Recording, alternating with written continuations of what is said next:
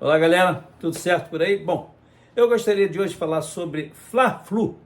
Esse momento de Fla-Flu é sempre bem sensível, delicado, interessante de se observar e eu gostaria de mencionar alguns detalhes de Fla-Flu antes de detalhar isso para você, eu queria te pedir para você se inscrever aqui no canal e compartilhar com seus amigos, dê o like ou dislike, ok? Arthur Bernardes, treinador do nosso canal. Então veja bem, aqui no YouTube, o Flamengo tem um time definidamente, pelo menos na maioria das pessoas que comentam futebol ali na televisão, em qualquer lugar, na internet, todo mundo fala que o Flamengo tem um time melhor. Evidentemente que nós sabemos que a qualidade e a qualificação do time do Flamengo ela é superior à de todos os clubes brasileiros e até sul-americanos. Essa é a minha humilde opinião. Eu não vejo nenhum time nesse momento que tenha atletas tão selecionados e selecionáveis como é o caso do Flamengo. O Flamengo chileno é da seleção, Argentina é da seleção, Uruguai, enfim, todos que estão ali, nem sei se tem argentino, mas são todos selecionáveis, né? E ainda tem brasileiro, o Wesley está convocado, o Gerson convocado, e quando o Pedro estiver bem, provavelmente seja outro convocado, porque é um jogador de muita qualidade. Então, esse é o cenário do Flamengo. E o Flamengo tem hoje, o seu treinador, uma bela de uma vantagem. Primeiro que para o número o valor de inteligência emocional da equipe, quando você tem um placar favorável, que é o empate, ele ajuda. Mas ao mesmo tempo, quem tem experiência no futebol sabe que ele também pode comprometer em alguns momentos. Por exemplo, não pode entrar na zona de acomodação. E isso, provavelmente, Felipe Luiz, com a capacidade que ele tem de influenciar os atletas para seguir o seu modelo de trabalho, provavelmente isso não vai acontecer. Então, o que nós esperamos é que o Flamengo tenha a atenção com o Fluminense, porque o Fluminense é um time que é pilhado, né? Ele joga em aceleração máxima, é um time que tem jogadores velozes e hoje é um time mais jovem, não é aquele time veterano. Obviamente que nós já comentamos isso aqui, que o Fábio é um goleiro com muita experiência, mas com muita juventude muscular. Vamos dizer assim, é um atleta que cai rápido, levanta rápido, tem ótimos reflexos, então ele não é um atleta de 40 e tantos anos, 44, sei lá quantos anos ele tem. Ele é um atleta que ele demonstra ter 35 anos aproximadamente, 10 anos mais novo. Por quê? Pelos cuidados que ele tem com a saúde dele. Isso é muito importante, é um grande exemplo para todos os atletas que estão por aí, que gostam da noite. Isso aí não é muito legal. Eu acredito que ele não faça isso, porque para ele estar jogando até hoje, então ele é um belo exemplo. Tem o Canobi, que é um jogador interessante. Tem o Otávio, que trabalhou comigo no Atlético Paranaense. É um volante de muito boa qualidade, um cara que tem muita sabedoria tática e técnica para jogar, cobre bem, desarma bem, passa rápido, é um jogador muito interessante. Tem o colombiano, né, que é um jogador forte, rápido, inteligente, quer dizer, tem o Cano na frente. Então o Fluminense, e tem um treinador com muita experiência, um time bem preparado. Então esse jogo contra o Flamengo, esse Fla-Flu, vai ser um Fla-Flu assim, bem eletrizante. Por quê? Primeiro que todo mundo quer ganhar um título. Segundo que a rivalidade que existe, ali você tem Atlético Mineiro, aquela camisa lá, tem Vasco, tem Botafogo, tem um monte de camisa ali. Mas a rivalidade Fla-Flu, ela tem um sintoma meio diferente. Logicamente, quando joga Flamengo e Vasco, o pau canta, né? Todo mundo sabe disso. Flamengo e Botafogo é a mesma coisa. Mas o Fla-Flu, pelo fato de eu ter trabalhado nos dois, a gente sabe que tem assim sempre aquela coisa do pai e filho, né? Porque diz a história que quem criou o Flamengo, quem deu origem ao Flamengo foi o Fluminense. A história que conta isso. Então parece que é briga de pai e filho, né? Mas que não deixa de ser um belo de um momento, porque as duas torcidas têm cores bonitas. O Maracanã fica realmente fantástico, as cores são, uma coisa combina com a outra, e o jogo tem que ser um jogo típico de um clássico maravilhoso, como eu falei anteriormente. Então nós não podemos deixar de entender o seguinte, que o Fluminense é uma camisa pesada, recentemente foi campeão da Libertadores.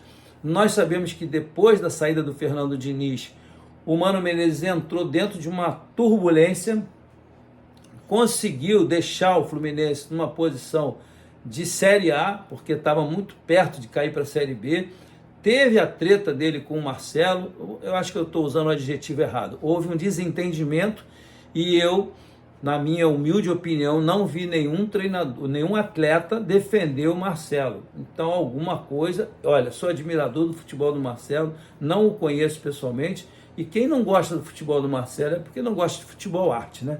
Então, ele foi um atleta, assim, espetacular. O Real Madrid chancelou a carreira dele. O Roberto Carlos disse que ele jogava mais do que o próprio Roberto Carlos. Veja bem, campeão do mundo. Então, não, esse fato foi lamentável pela carreira do atleta e ser o Fluminense uma camisa tão pesada. Então, o Mano Menezes, voltando ao treinador, ele encontrou uma dificuldade que o Felipe Luiz não encontrou. Além de jogadores já com uma carreira, né, já por findar, como vários atletas, né, que eles tiveram que tirar do elenco, o Flamengo já tinha tudo montadinho. E outra coisa, o Felipe Luiz já estava dentro do Flamengo há um bom tempo, e jogando e cultivando uma boa amizade, já com uma visão de quem poderia vir ser um treinador. Haja vista que ele assumiu a Sub-17, depois a Sub-20, logo depois assumiu o profissional. Então, é uma coisa planejada, projetada, para que ele pudesse chegar a ser o treinador da equipe principal. E os resultados, como não aconteceram favoravelmente ao Tite, aconteceu dele entrar e ser bem sucedido, já ganhar a Copa do Brasil, maravilha, né? Você começa a sua carreira já ganhando uma Copa do Brasil num time, num clube pesado como é o Flamengo, em que os jogadores são seus amigos, na sua maioria, pelo menos é o que parece, e com muito respeito. Ou seja, quando o José Boto chegou, eu vou voltar no Mano Menezes, quando o José Boto chegou e disse que ele decidiu deixar o Felipe Luiz, eu acho que ali foi um equívoco da parte dele, porque quem tiraria o Felipe Luiz, até o próprio Zinho, comentando na ESPN, ele falou isso e com toda razão. Como você vai tirar um atleta, um treinador como o Felipe Luiz, que está começando uma carreira e é um treinador promissor, você ganha a Copa do Brasil e você tira o cara. Vai que você troca e dá errado, amigo, você vai durar pouco como diretor de futebol no Flamengo. Então, a decisão com relação ao Felipe Luiz de estar no Flamengo até hoje, ela foi sensata, de bom senso, e não poderia ser diferente. Já com relação ao Mano, muitas contestações, hoje alguém falou, eu não gosto dele, que ele é muito retranqueiro e tal, mas veja bem, quando você trabalha numa contramão dessa, como ele entrou, substituindo o Fernando Diniz, que foi protagonista do Fluminense 2, 3 anos, sei lá quanto tempo, 2 anos e meio, nesse momento, ele teve assim, o Fernando Diniz criou uma forma de trabalhar que você, para mudá-la, de repente, é muito difícil, porque os jogadores gostam de sair jogando com a bola curtinha, sai lá do goleiro, e isso continua, sim, mas tem critérios, tem maneira de você tem que criar uma estratégia, como é que você sai dali com alternâncias, não só de uma mesma maneira, porque o adversário estuda a sua maneira de jogar, detecta quem é mais lento, qual o zagueiro que tem menos habilidade, o goleiro não é muito bom com os pés, então existe todo um estudo e uma estratégia para você jogar nesses pontos vulneráveis. O Fluminense teve muitos momentos que tomou gol por perder a bola ali dentro, e o Mano teve que entrar e fazer uma reformulação na parte mental e técnica e tática dos atletas. E aí veio o final do ano, conseguiu se manter na primeira divisão, contrataram atletas com mais saúde, vamos dizer assim, mais juventude, e hoje eu considero que o trabalho dele está sendo muito bem feito, porque o Fluminense já está com uma cara um pouco diferente, está mais competitivo, está correndo mais, está com mais velocidade, trouxe mais juventude e mudou um pouco a característica de jogo, que cada treinador tem o seu perfil. Então o Fernando Diniz, com a maneira dele jogar, já é passado, agora é Mano Menezes mania, vamos dizer assim. E lá no Flamengo, Felipe Luiz mania. Vamos criar aqui um pseudônimo para cada um apelidinho para cada um. Mas, de qualquer maneira, o que se espera é que seja um grande espetáculo, que não haja erro de arbitragem, porque nem do VAR, porque isso atrapalha muito o sucesso de um trabalho que é desenvolvido pelas comissões. E outra coisa, o torcedor paga um ingresso caro para levar seu filho para ver um erro da arbitragem, isso é muito ruim. Então o espetáculo, ele é um entretenimento dos melhores, dos mais importantes de toda a face da terra.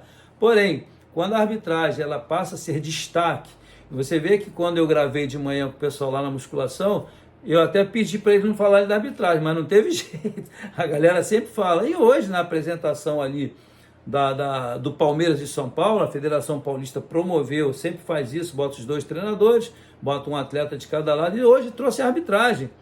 Eu achei até legal que aí o Klaus falou, o outro rapaz lá falou também, que eu não sei o nome. Então, isso aqui está querendo dar uma demonstração de seriedade e profissionalismo, que eu nunca vi a arbitragem dar entrevista, né? Que parece que é proibido, mas eles estavam lá e se expressaram, etc. e tal. Tomara que seja uma coisa que funcione bem lá e que também aqui no clássico com o Flamengo e Fluminense funcione bem.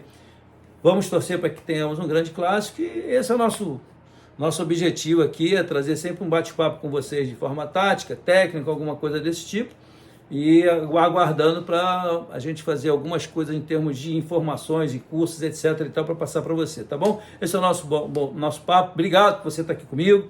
Espero que você tenha gostado dessa análise assim, bem en passant. Esqueci de falar uma coisa. O Flamengo tem que tomar cuidado do seguinte: a equipe do Fluminense rodou muito por trás dos 2 volantes, né? Do De La Cruz e do outro volante chileno. Então ali é uma coisa que tem que coordenar bem aquela cobertura ali, porque todo mundo sabe cobertura em diagonal, mas quando a bola vai para o fundo, um volante vai sair para combater aquele lado de lá, o ala que está entrando lá, que ele ajuda lá, o outro volante está no contrário, ele tem que entrar lá na zaga. Eu dei uma aulinha aí, aqui eu gravei aqui num campo, e mostrei o que os volantes têm que funcionar, como eles funcionam, jogando com 2, um entra na zaga e sai, depois quando a bola vai do outro lado, o outro entra na zaga e sai, para evitar aquele buraco entre Léo Pereira e o Léo Ortiz. Aí entra um volante aqui, aí você tem uma chance de sanfonar a sua equipe e não tomar gol por trás, porque aqueles espaços estão ocupados. Um volante ocupando sempre entre os zagueiros facilita o trabalho da cobertura, certo?